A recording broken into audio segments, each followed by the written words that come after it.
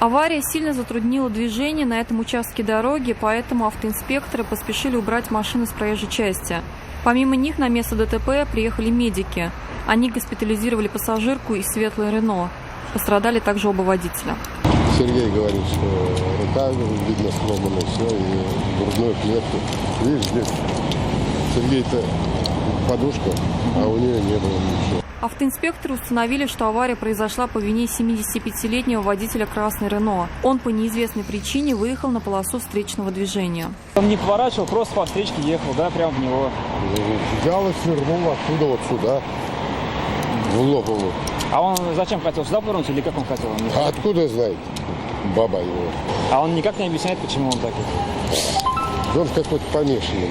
В причинах езды по встречной полосе предстоит разобраться автоинспекторам. Диляра Исупова, Айрат Назипов, Наиль Абдулин, вызов 112.